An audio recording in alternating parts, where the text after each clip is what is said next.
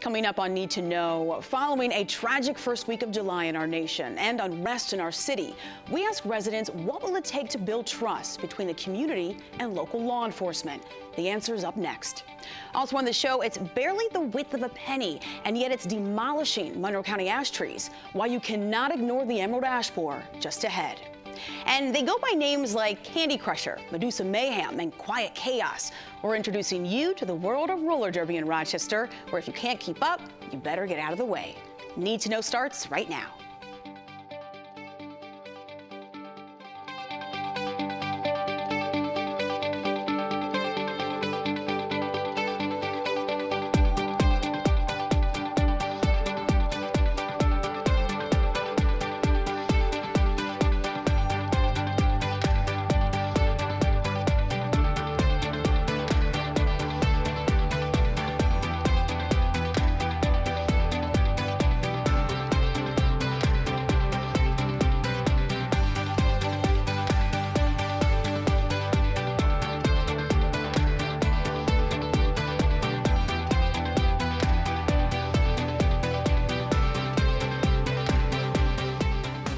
Pain, anger, and disbelief. All of these things and more were felt and expressed by people around the country and here in Rochester, following the tragedies in Louisiana, Minnesota, and Texas. First, it was Alton Sterling, then Philando Castile. Two black men killed by police, the horror caught on video and shared on social media, sparking even more outrage on perceived police brutality in America. Then it was the 5 Dallas police officers targeted and killed by a lone gunman after a peaceful protest over the recent shootings. And protesters also took to the streets of Rochester late last week. That ended with more than 70 arrests, the detaining of 2 local journalists, and even more frustration with the divide between residents and local law enforcement. So we took to the streets of Rochester and asked one question: what will it take to build trust between our community and our police force? Here's what area residents had to say. I think it's very important that Chief Simonelli look at the culture in policing. We've been at this culture level for so long that nobody wants to change. So we need to take a look at what's happening in the police culture, and we also need to look at racism in terms of black and white in policing. It has a long history. More actual interaction. I mean, just outside of like their normal duties. I mean, when I was a kid growing up, we actually used to play basketball and football with like local, police officers in the neighborhood, and it built a lot of trust in the neighborhood. I mean, you knew the guys for one that patrolled your area, and you knew that if something was going wrong, they were there for you. So I think just more interaction between the officers and the actual community they're trying to protect would be a good thing. Most of our parents grew up back in the 60s and stuff, and really since of all the the civil rights movement, all the other stuff that was happening, they have a fear of the police, and they've instilled in us the same fear. It's really like they just need to, I don't know, like calm, like in a calm, peaceful way, just ask us like what's going on instead of like harsh tones and stuff.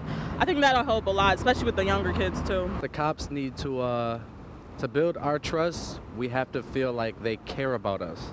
And in our city, we don't feel like they care enough to talk to us or understand the situation. They're quick to pull out a gun. They're quick to tell us to get down. They really don't talk to us. There's a certain fear that most cops have towards minorities, towards inner city people, that, I don't know, maybe it's built into their genes, maybe it's something generational, we'll never know. But to build trust, we just need communication. I think local law enforcement needs to be part of the community, so they need to have their presence, not just policing, but also to be able to help in the sense to build the trust with the community. And the same thing goes with the other folks as well. We feel like, when the policeman comes, we feel like it's a boogeyman coming and we get scared. But more than that, we need to have that faith in them that they are doing their job. So really, I think there has to be a two-way street, and we need to, it's not like us versus them. It is like we are all one and we are in this together. One response we heard from multiple residents: we need open communication. We need dialogue between police and the community. They believe this will help create understanding. We'll have more on this issue on Need to Know. In the meantime, stay tuned to WXXI News for ongoing coverage. Be sure to check out WXXI Radio on AM 1370 and FM 88.5 and WXXInews.org for the latest. Imagine for a moment a street lined with picturesque green ash trees towering above you. Shade from the sun, protection from the rain, the perfect spot for your dream hammock. The benefits are endless, but all of those benefits are being wiped out, leaving neighborhoods bare and empty by something no bigger than a ½ inch in length. It's the emerald ash borer. This beetle is responsible for destroying more than 50 million ash trees in the United States since it was first discovered here in 2002. And it's here in Monroe County. If you ignore the headlines in the past about the emerald ash borer, I've invited 3 guests to join me and explain why you can't ignore the warnings anymore. In the studio is Walt Nelson, horticulture program leader from Monroe County's Cornell University Cooperative Extension; Noreen Reardon, member of the Monroe County Emerald Ash Borer Task Force and co-owner of Summit Tree and Landscape; and Mark Quinn, superintendent of horticulture for Monroe County Parks, also a member of Monroe County's Emerald Ash Borer Task Force, as is Walt Nelson. Welcome to all of you, and thank you for joining me. Thank you. Thank you. So just to begin, how serious is the emerald ash borer? Because I can guarantee we've got viewers tuning in on television or watching online, and they're thinking, why are they talking about this? So how much of a threat is this little beetle that people may not realize? And Walt, I'll give that to you. Well, in Monroe County, we're looking at somewhere between 25 and 35% of our tree stock is ash trees, and the emerald ash borer is efficient enough to take out 100% of the ash trees. So, and I've read, and correct me if I'm wrong, the emerald ash borer originated in East Asia, and it was first discovered in the U.S. in Michigan. How did it get here? Well, it probably came on packing material, either pallets or ship packing, and it probably arrived in the 1990s. They found it in 2002, but it had probably been on this continent for a while prior to that. It took a while for them to realize there was a problem out there. And most likely, again, we have a lot of trade with Asia, so it probably came in on wood packing material. Well, I understand it was 2009 when the EAB, as it's called also, was first appeared in New York. And since then, several task forces have been established throughout the state, including the volunteer-run Monroe County EAB Task Force. So what's happening locally to address this issue in the city of Rochester and also Monroe County? Well, the city of Rochester has taken a proactive stance now 2 years ago when they started to inject trees that they felt were appropriate for the community to retain. And so they have protected just shy of 5,000 ash trees in the city of Rochester. And at the same time identifying trees that really weren't in great shape, and they're removing those. And then when we look at the municipalities, we look throughout the city of Rochester, you know, are people stepping up, or are there gaps in terms of dealing with this? I think the response is quite varied. Some of the towns have taken very aggressive stances on how to deal with trees, and others are kind of playing with the wait and see type of thing. So it depends on how you value your tree. I think certain towns have decided that the treatment would be too expensive and they were going to do takedowns, and other towns have aggressively treated their trees. So there's a wide variety of responses locally by government as well as by individuals. I know if you were to do a Google alert on the emerald ash borer, you would get emails daily. And I'm trying to figure out, and from research, Walt, we talked about this prior to this interview, why does it seem that we're not hearing about residents having these conversations amongst themselves and being proactive? Is there a lack of public awareness? Has the message not been shared enough? Or are people just generally ignoring it? I think we have we've made an effort. The task force and others have made an effort. Industry has made an effort. Arborists have made an effort to create awareness. But you know, it's going to cost some money somewhere along the line. And if you've got food on the table or a house to repair or whatever, you know, you're going to put that off. Unfortunately, we can't put the emerald ash borer off. Noreen, were you going to add a point to that? I think that people have an awful lot going on, and maybe people don't realize the value of trees for their property or for their enjoyment or for, health of the community. And I do think that we have tried a lot to get the message out. A lot of people want to take the wait and see attitude, which in this case is a big mistake. So the big question, how do we stop the emerald ash borer from spreading? Is there a way to get ahead of this? Well, I'll take that. There's several things that we try to do, and one of the things we're aggressively pursuing is try to stop the movement of the emerald ash borer, which means don't move ash products, ash firewood. There's actually laws within the state of New York that you can't move firewood more than 50 miles. The state has quarantines, and we're in a quarantine zone, so you can't move wood material, ash material outside the quarantine zone, including a nursery stock. So the object is to keep it from spreading as fast as it could if we move too much wood material. Individual ash trees can be treated, ash trees can be removed, but the likelihood is in the long run it will spread continually unless some biological control is found over time. So. Well, Noreen, we followed you one day, and you were treating several ash trees on someone's property, and we've got that video. I want viewers to check this out because it has you really explaining the process in terms of treatment, as Mark just mentioned. So we'll take a look at this. The way it works is the larvae are underneath the bark, and they're feeding on the system that takes the nutrients and water up and down the trunk. So the larvae are cutting off the circulation of the tree. So what these plugs do is they isolate the chemical into that same area where the larvae are feeding. So it will kill off the larvae that are under the bark. And the tree itself actually carries the insecticide up into the canopy by transpiration. And the leaves are kind of like the lungs of the tree, and they pull the fluid up. So you have to have the leaves completely fully formed before you can do the treatments, because it's the leaves and the transpiration that are going to take the chemical up into the tree itself.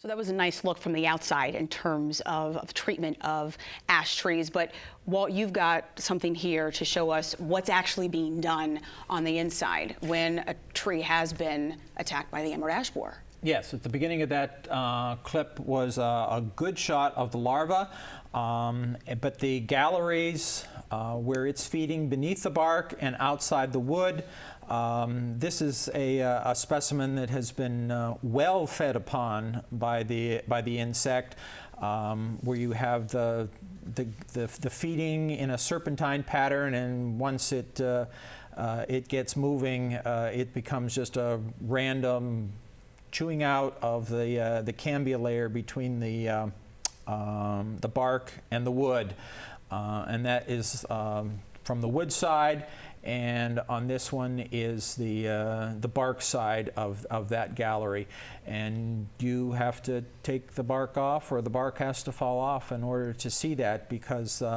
you'll rarely, if ever, see the entry point of the young larva that the adult will lay an egg of as it then enters the tree. But then the exit hole is well, it's as large as the insect, and kind of so a D shape. Is that right? Yes, because they do have a flat back when they hold their closed wings. It's flat, and so they're not going to drill any more of a larger hole than they need. So it's going to be a D shape exit hole. Well, let me ask, true story. I'm sitting at home, I'm on the back porch, I see this bug. I've been looking at pictures of the emerald ash borer, and I see it. You said 95% chance that it could potentially be the EAB. What do I do? Who do I call? And do we know how much of that cost is on me as the homeowner? Is the city, will the county at all step up? At this point, private trees are going to be responsible to the landowner that has that tree. Because I know there in Columbus, where I grew up, the city is taking care of the old neighborhood where I grew up. They took down the trees or treated the trees, and that was on the city's dollar. So it seems like there's a little bit of confusion in terms of who's doing what or would be able to do what. At this point, there haven't been any government programs that handle trees anything other than on the government land. So if you've got a street tree in your front yard, those tend to be owned by the town that you're in. So the city's treating the front yard street trees. But if it's in the back of your lot, it's your responsibility. And one of the things that's important with that is you got to do it. If you're going to treat your tree, you've got to do it early enough so that it can be effective. Once the tree is about 50% damaged, you no longer will be able to effectively treat it. So it's really important to consider that you should get after things early on. Ash tree lumber is extremely popular. I mean, it's used in everything from furniture and baskets to the most popular baseball bat in the world, the Louisville Slugger. And, you know, failure on the part of residents at municipalities and cities to locate, treat, and cut down these trees does what for the future of these products and things that we enjoy, Noreen? Well, I think we're seeing the end of most ash products because the wood won't be available. I think a very important thing to think about is with the loss of these trees, we need to plant new trees. So if you have 5 ash trees on your property and you've got room to plant 5 more trees, or even if you don't have any ash trees at all, planting trees is to benefit for all of us. It's very important going forward. Well, a special thank you to my guests for breaking down the impact of the emerald ash borer on homeowners and our region as a whole. There are links on our website providing more information and resources so you can be proactive. Just go to WXXInews.org and be sure to click on the Need to Know link. There's a sport that you may not realize exists in Rochester. Teammates combine strategy and speed while entertaining crowds with their skills on skates, powerful elbow throws, and larger-than-life personalities. I'm talking about the Rock City Roller Derby. This team is made up of college professors, mechanics, financial analysts, and nurses, competing in games referred to as bouts throughout the East Coast and Canada. Joining me now to share more about this revived sport is Gwen Alton, also known as Go, and Liza Mortimer, also known as Postmortem or Post-Mortimer. Welcome to the program. It's a mouthful with your name.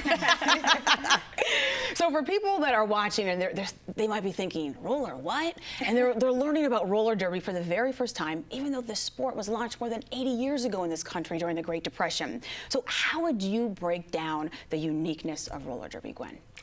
Yeah, I like to explain it as being a game where a player essentially works as the ball. So in football or soccer, so in these other sports, usually you have a ball that's scoring the points, and in derby you have a person that's scoring the points. And that game piece is the jammer. They wear a star on their helmet, and every person that they pass on the opposing team, they get a point. Well, this is a sport that has gone through several changes over the years since it started, and I want to know what has changed first when it comes to this sport, and what's pretty much still the same. Yeah. Well, one of the big things from a while ago was the banked track. Everybody, when they think roller derby, they think of those tracks with the sides and the walls and poor Gwen getting knocked over the walls. But we usually, we don't do that. We actually go with a flat track, which gives us a lot more ability to skate different places and use different venues. It's a lot more portable. It also is a little bit safer. They've gone from some marathon bouts where they used to go with distance was the big thing, and they would go thousands and thousands of miles over the course of a weekend, and people would only get a few days off, or a few minutes off at a time. And they've figured out ways of making it safer for all the players and more engaging for the crowds, and they've kind of brought it down into little 2-minute bite-sized jams that you can actually watch and enjoy individually. Well, I've read that there was a period of time when people thought derby competitions or bouts were fixed, kind of like a WWF wrestling match. And I want to know, is there some truth to that, or have things changed? Are these legitimate rivalries, you know, that are taking place between teams?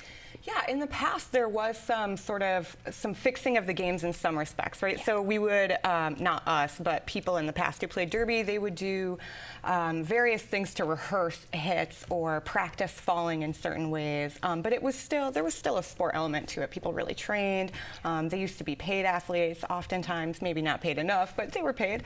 And so now they're real rivalries, real sport. We have pretty fierce rules. And when Liza was saying that they have made it safer, it's really we have made it safer. It's athlete-owned and run organization and referee run, so all of us contribute to the making of the sport as it is today, and we update the rules regularly. So it came to Rochester in 2008, really. Rock City Roller Derby launched, and I want to know, you know, what were the circumstances and the hopes in bringing this league to our region, the one and only roller derby league that we have here? Yeah, so it's the only league in Rochester. We have several. There's one in Buffalo, one in Ithaca. So there are other leagues around in Rochester, and I can't speak totally for the founders, but they were excited to have a women's sport. I think that frequently there's not a lot of opportunities for women to do athletics in their adulthood, and not a lot of opportunities for many people, men and women, to do athletics. So they were looking for that certain kind of community that you can get in a sport. They wanted to foster that. Roller skating is fun. You know, it was this great startup DIY way to have an organization. So they were really excited to get in on that culture. And they had a lot of friends from other leagues that definitely supported them into bringing that to Rochester. So how did both of you join? Because I'm curious, had you roller skated before? Had you watched roller derby on television? Or is this brand new to you? What was it that pulled you in, Liza? Well, for me, it was always a running family joke. My great-grandmother, when she was in the nursing home, used to watch roller derby, the 70s style, on television, and she told everyone that would listen that if she was just a little bit younger, not that much younger, she broke her hip roller skating in her 50s or 60s.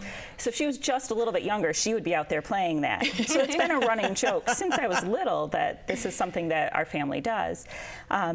So I did some roller skating throughout elementary school and rollerblading when I was living down in New York City. And when I found out about Rochester having its own roller derby league, I was so in. So I had to wait until the baby got old enough to leave her at home alone with my husband, and then I got in.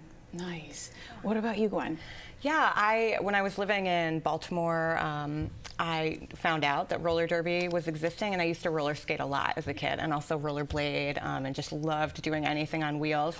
And so I wanted to join when I was in Baltimore, didn't really get the opportunity, moved up to Rochester, found out there was a league, and found out I was actually living next door to the founder of the league.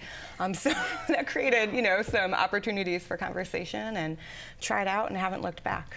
So what does it take to be a roller derby athlete? Because you've got teammates ranging from 19 to 47 years old. And roller skating, while fun, it's not easy for everybody to do. So, what type of skills do you have to put to work to do this and to do this well and enjoy it at the same time?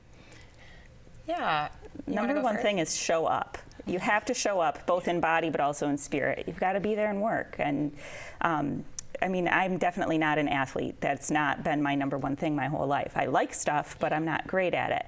And so for me to be able to actually make it onto the Bees team my first year and be able to play with them, I didn't miss a single practice until after my first game.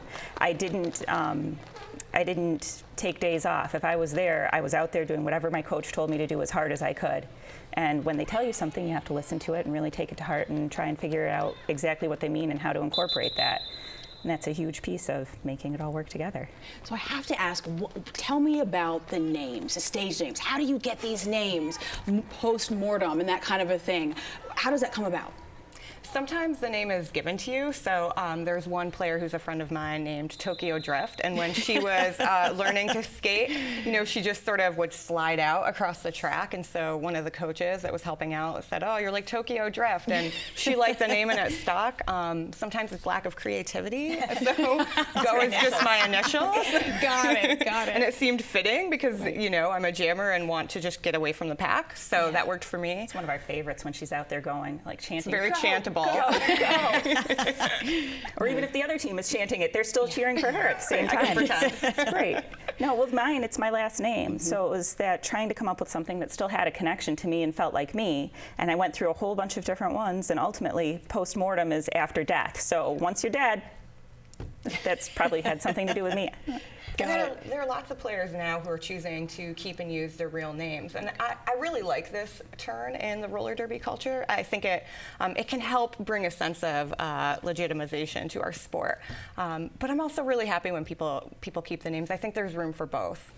We've got about 30 seconds left, and I have to ask, what type of fan support are you getting from residents? Are they showing up to these games, or is this also a call to our viewers right now to get out there and to see you?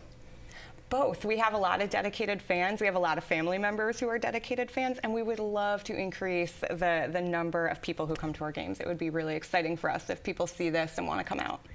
Well, a special thank you to my guests from the Rock City Roller Derby. And you have a chance to see your hometown team this month in Ithaca and in August for a home bout at the Genesee Valley Sports Complex. For more information and to purchase tickets, go to rockderby.com. Well, after tonight's Need to Know broadcast, be sure to stay tuned to WXXI Television for the premiere of Cultural Expressions, Family History and Storytelling. This original WXXI special focuses on passing down family and cultural history using the spoken word and storytelling. It features local voices, including one from a distant relative of Harriet Tubman. Take a look. Harriet Tubman was a great aunt of mine. She was the conductor of the Underground Railroad. Everybody, black and white, called her Aunt Harriet, but I didn't know that she was my real aunt. I wasn't told till I was in my late 20s. I went to my Aunt Elida's house, and I was helping her get out some Christmas cards, and I was putting them in envelopes and addressing the envelopes. And she said, "Did you know that Harriet Tubman was your great aunt?" And I said, "No, I didn't know that. I didn't know she was a relative." She says, "She's your real aunt." I'm going to tell you a little bit about Aunt Harriet. When she was in Auburn, she lived out at the Tubman home there, which is now a museum. I started storytelling because I was overwhelmed by the stories that was told to me. And my sister, she started before me. And when I seen her and how she did it, I started doing the same thing. Aunt Harriet was born our mentor.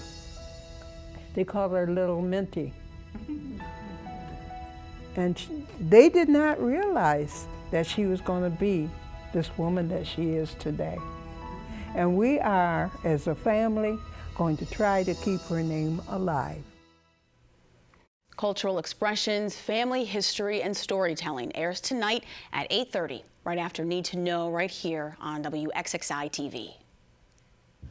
And that's it for this edition of Need to Know, Rochester's news magazine. I'm your host, Helene B. and Judy Hofer. Thank you for joining me tonight, throughout the weekend, and online at WXXInews.org. Have a great night.